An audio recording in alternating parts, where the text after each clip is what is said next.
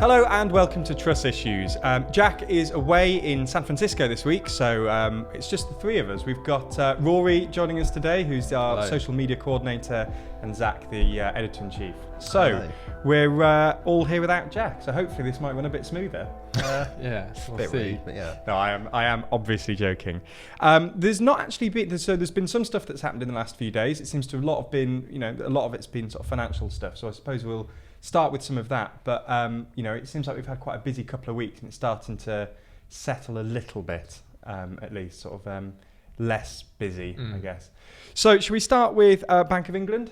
Yeah, absolutely. I feel like do you want to give us a little bit of background on the Bank of England stuff, what's been going on? Gilt markets have sort of reared their head again, which Very exciting stuff, isn't it? Gilt markets. yeah, I sort of switch off whenever I hear gilt markets. Yeah, I can tell completely. you start staring vacantly into the Yeah. distance. So very quick primer on what gilt market is. Gilts are how the government borrows money, essentially. They issue bits of paper that say, if you give us £1,000, we'll give you £1,000 in 10 years' time, but in the meantime, we'll pay you a little bits of interest. The thing that happened in gilt markets recently, a couple of weeks ago, was after Kwarteng announced that so-called mini fiscal event or mini budget, the financial markets got spooked and they decided they actually didn't want to lend money to the UK government.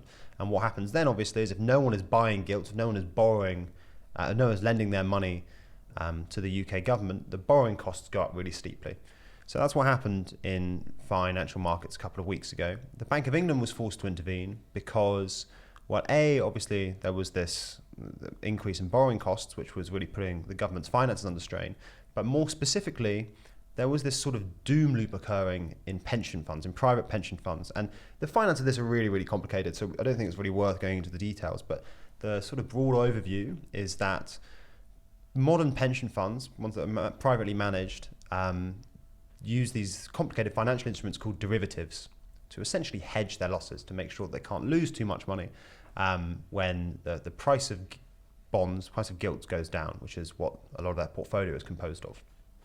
And no one really foresaw what was going to happen. But basically, when the price of bonds started really collapsing really fast, because of some complicated little niche, some complicated sort of effect of these derivatives, pension funds had to start finding cash to meet what's called a margin call. And the way that they found that cash was by selling more bonds. So the problem here was that bond prices were going down. That was forcing pension funds to find cash, and they were finding cash by selling more bonds, which was pushing bond prices down even further. And because pension funds play such an oversized role in the wider gilt market, this was creating a doom loop in the whole gilt market. So it was pushing government borrowing costs way up, pushing bond prices way down. The main thing you really need to understand here is it was just a negative feedback loop. So it was just that, every iteration, things were getting worse. And the Bank of England stepped in and started buying gilts to essentially just stop this negative feedback loop dead in its tracks.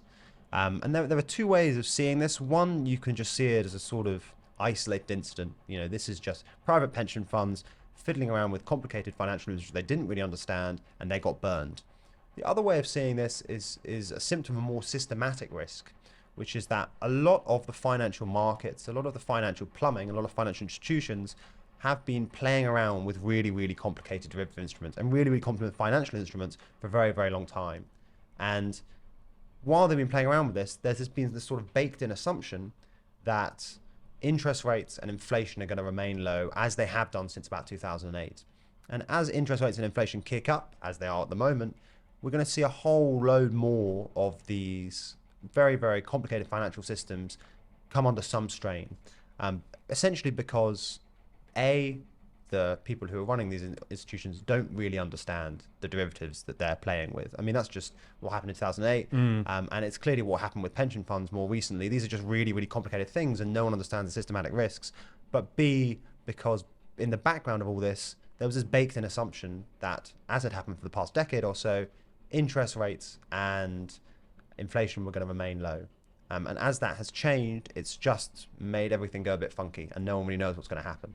So yeah, that's essentially what's happened. So we've had some instability with gilt markets a couple of weeks ago. Yeah. So the Bank of England eventually had to intervene. Yeah, it intervened, bought gilts, stopped this negative feedback loop. Worryingly for the government, again, more in the last couple of days, gilt prices have gone back up. Gilt yields have gone back up, so people aren't willing to lend money to the government again.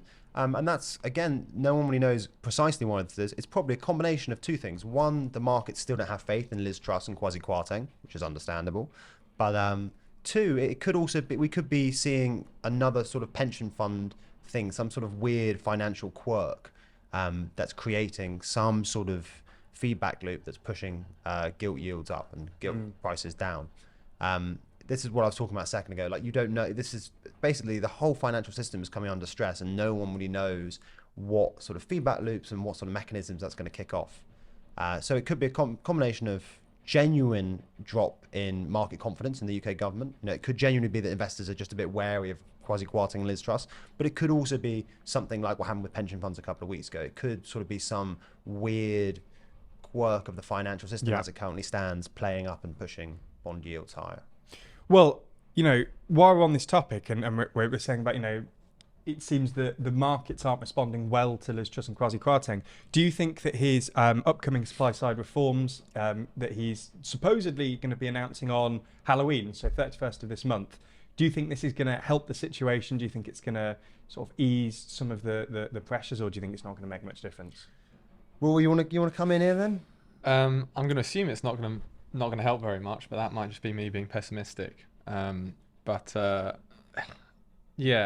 The problem, I have no idea what it's going to do with financial markets, but I know that when the country see cuts to public spending, they are probably going to look at it unfavourably, especially going into winter with, things like the NHS.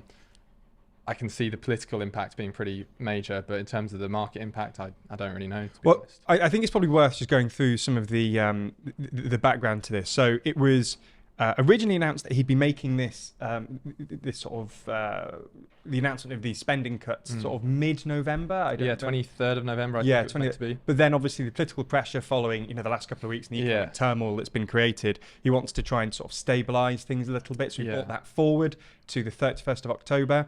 It's been suggested by the IFS that he's going to have to cut about £62 billion from public expenditure. Paul Johnson, who's the director of the IFS, has said that spending cuts on this scale would be extraordinarily hard to achieve, partly because clearly we've seen 12 years of very tight spending control, so there's not a lot of fat to cut.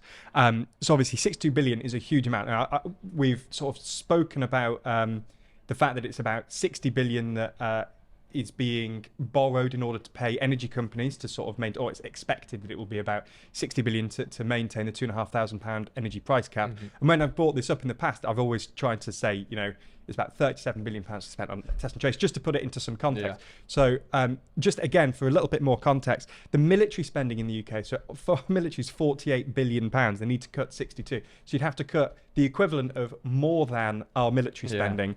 The NHS has a sort of, this year, 22-23, has about £190 billion. That's its sort of operating cost, £190 billion. Again, if you say they've got to cut £62 billion, it's a huge amount of cuts. So I'm sort of suspect that he's not going to get near that figure at the end of this month. I suspect that he probably won't be cutting that amount because I just don't think there's that much to cut. I know that there's sort of talk about, and I know that this is sort of a niche interest of yours, which is the NHS and sort of bureaucracy. I know that there's some sort of talk about NHS bureaucracy and maybe being able to cut that without maybe cutting as much of its like outcomes and things. Exactly. Yeah. But I still think 60 is a huge amount. And so do you think that he's going to get near that figure in terms of the cuts at the end of the month? And where's he going to get this from? So I think it's worth. So the short answer is no. I think you're right. There's just no way you can find 62 billion quid sort of squirreled away here and there. I think it's important to separate out the coming, whatever it's called, medium-term fiscal plan into two parts. There's going to be the spending cuts, and there's also going to be what's called the supply-side reforms. So there's sort of more major policy changes that Truss and Kwarteng hope will stimulate growth. So the spending cuts will essentially be like austerity 2.0. There's some rumours about where it's going to go. People think they're going to cut benefits a little bit. People also think they're going to cut what's called capital investment, which would be contrary to their stated project of stimulating growth. But you've got to find the money somewhere, I guess. But we'll find out where they're trying to find the cuts when they announce it. No one really knows. But yeah, I think Rory was right to point out that whatever happens is going to be really unpopular. There's just not that much fiscal space left in the UK public services. You can't really cut the NHS much further than you already have. I mean, that's very apparent in terms of waiting times, which are already at all-time highs, and other maybe potential areas for cutting, like for example the military, is just politically not possible. Obviously we're in a war in Ukraine, but also Truss promised to raise military spending to 3% of GDP, which is about double what you mentioned. So yeah, I think. But that is by the end of the decade, isn't it? Yeah, sure, but you can see how she can't start cutting it now and say, don't worry, I'm going to raise it, double it by the end of the decade. But yeah, separate into two things: spending cuts and supply side reform. So what I think is going to happen is you're going to see some sort of minor, nonetheless politically controversial spending cuts. They're not going to come to 62 billion quid. It's going to sort of be fiddling around with benefits, some more austerity maybe with the health services. Apparently a big cut to education, which again wouldn't be very popular. Education spending has been essentially stagnant since Blair left office, really, per pupil. Jumped a bit in the Johnson years, but it's been pretty low. And then you're going to see these supply side reforms, which are going to include stuff like housing reform, maybe some sort of an energy infrastructure investment plan, which I think Truss and Kwarteng will claim will increase growth to the extent that it will cover the remaining shortfall. So you'll have some of it done by spending cuts and some of it done by essentially by this planned stimulation of growth via supply side reforms, more structural reforms to the economy. I think. Yeah, go on. Okay. Well, I was just going to say that if this is right, and if we're all sort of in agreement that they're not going to be able to make that amount of spending cuts, then surely what's going to happen is that the media are going to come back with the IFS has said you've got to make this amount of cuts. You haven't made the requisite amount of cuts, and that whole plan to sort of steady the ship sort of thing by saying no, we are we're trying to do supply side reforms, are trying to sort of steady the markets. That's going to sort of not work as well as they're hoping, especially because people are going to come back and just. It's fascinating. So you're right. Basically, they're caught between the markets and the public, because if you want to steady the ship, if you want to appease the markets, you need to cut spending massively. You need to balance the budgets very, very quickly. But if you want to essentially stay on side with the public, essentially just not really irritate people, then you can't engage in that sort of massive austerity. There's just not the political space for it. So they really are caught between the markets and the public. And there's this hysterical irony in the fact that these are supposed to be the sort of business-minded, far-right libertarian wing of the Conservative Party, but they're the ones being bullied by the markets. They might love the markets, but the markets really don't like them. I have a degree of sympathy for the fact that they have to try and appease those two things, but it's amazing that they're trying to, at the minute, their plan is to let both sides down. It's like they're not gonna do the amount of cuts that will, satisfy the markets, and no matter what cuts they do, it's going to upset the public. So it seems that they're just going to upset everybody. Everybody's going to be upset by the end of this month. No one's going to be happy. Let's all just, get on board with that fact. It is amazing, and actually, what's really fascinating is it actually harks back to something Jeremy Corbyn and John McDonnell were really worried about. So Jeremy Corbyn and John McDonnell back in the 2017 days, they were wary that the markets were going to respond very badly. And they had this whole plan about essentially just ignoring the markets. It's known as fiscal dominance. And it's really, really, it's both odd and funny to see essentially Truss and Kwarteng faced with the same dilemma. Thing, yeah, exactly. It's weird because, again, this is a sort of almost a tangent, but it is weird how many of the slogans that were used against Labour in the last 7, 8, 9 years, Coalition of Chaos, for example. But the other one, which was quite good, was about either 17 or 19, when they're saying about under Jeremy Corbyn, energy bills will rise to £2,000. Yeah, exactly. Yeah. Which was it's sort of a bit of irony, but it's just it's a strange situation. But anyway, I feel like we should probably move on from the financial stuff. This is quite technical. Yeah. Exactly. So shall we move on? Shall we move on to solar farms? I mean, that will spice things up a bit. Yeah, solar farms. So Liz Truss was previously the Environment Secretary back in 2014, and she sort of, I'm going to go a bit tabloid here. That's when she started her war on solar panels. Wow. Okay. Yeah, there we go. So she described them as a blight on the landscape. She sort of doubled down in the leadership campaign, saying that she wanted to try and get rid of onshore solar panels. And it seems that it's been reported today that she's going to try and ban solar panels from about 40% of the land in England. So this would mainly be, as I say, on farms in England. it's an interesting point from her at the minute, especially with the whole energy crisis and all this, and sort of trying to move to renewables for banning. What's your take on this? Is this going to go down? I presume this is not going to go down well at all with the electorate. She's joining the anti-growth coalition by banning solar farms on lots of land, obviously. Solar farms on farms. Yeah, solar farms on farms. I mean, when you say, will it go down well? Like, I mean, at a very, very local level, there are MPs who are constantly like opposing developments of solar farms and things, and they'll enjoy that. But when you look at the wider picture, we're trying to achieve net zero. We need to improve our energy security.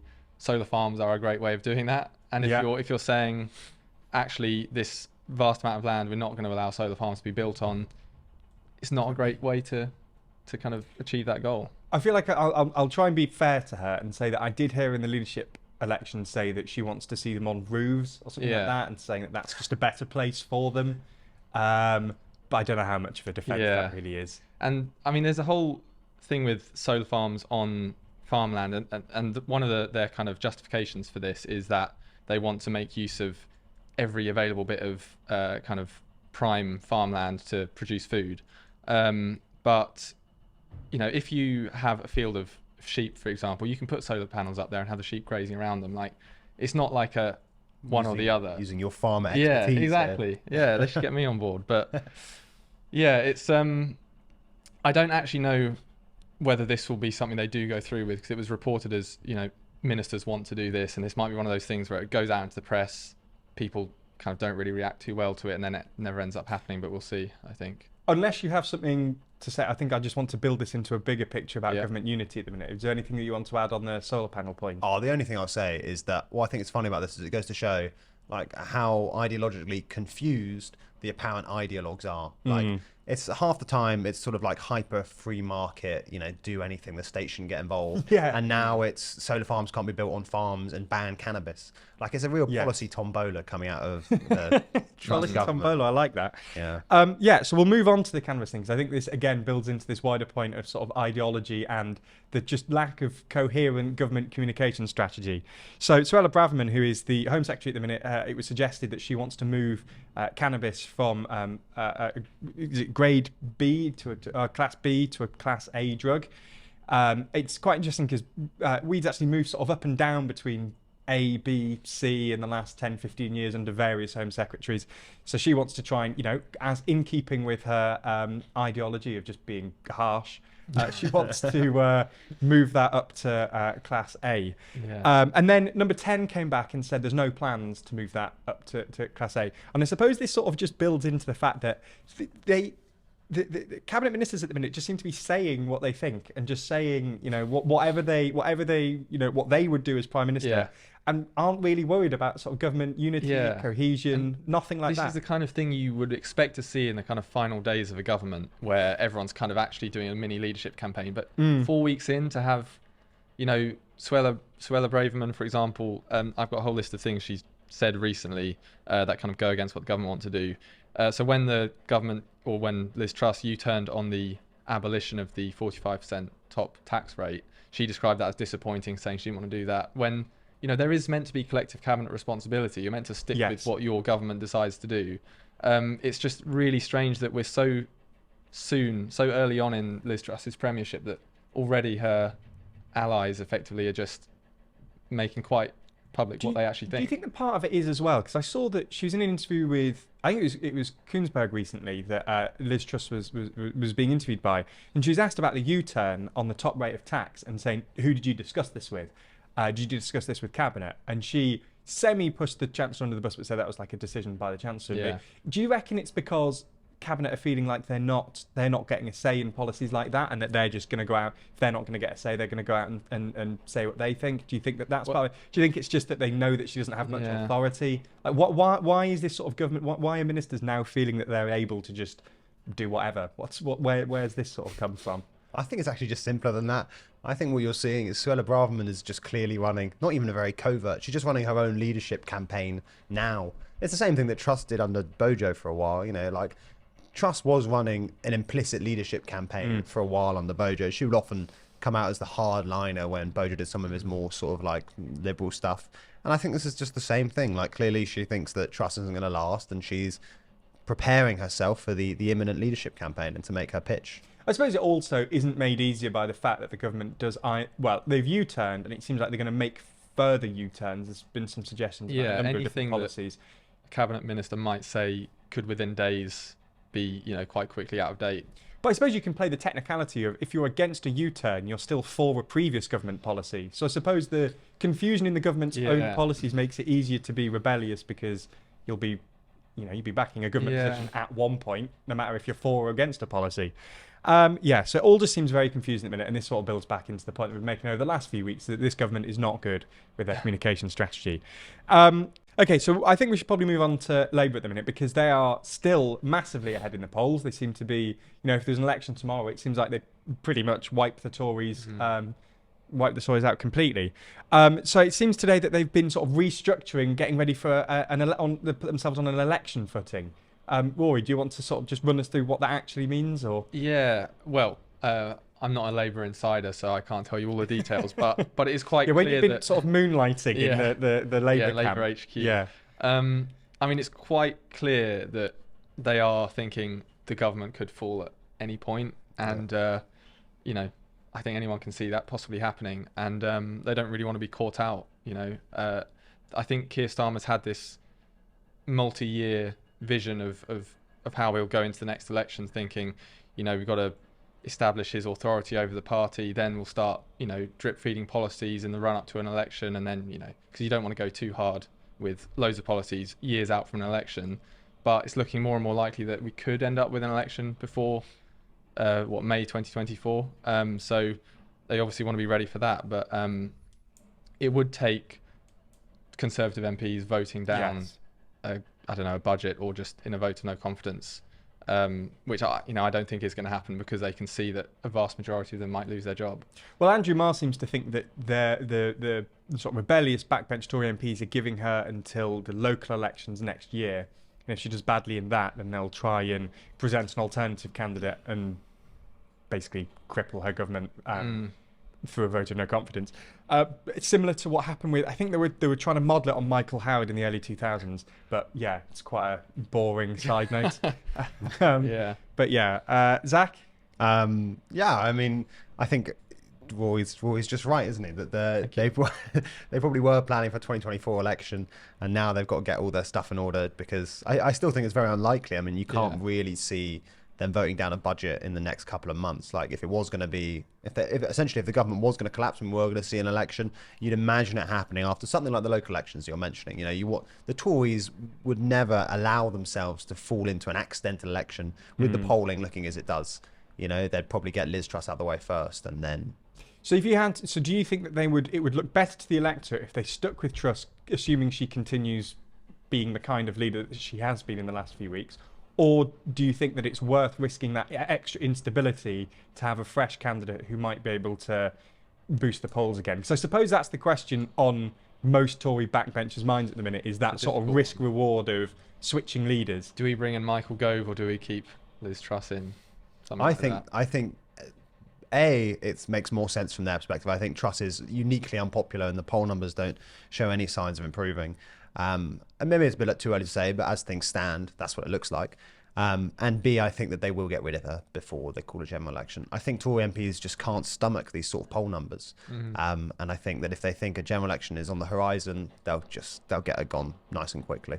But to get rid of another Conservative Prime Minister, just showed, but they're not. The country just will see them as. Well, they already do see them. Yeah, exactly. But they'll see them as chaotic. But they're already seen as chaotic. And instead of being led by a crazy person, they'll be led by Michael Gove, who's just sort of a boring, safe pair of hands. Why is Michael Gove? He's not actually a good example. I was going to say, I think he's heard anything about Michael Gove. Scheming behind, doing.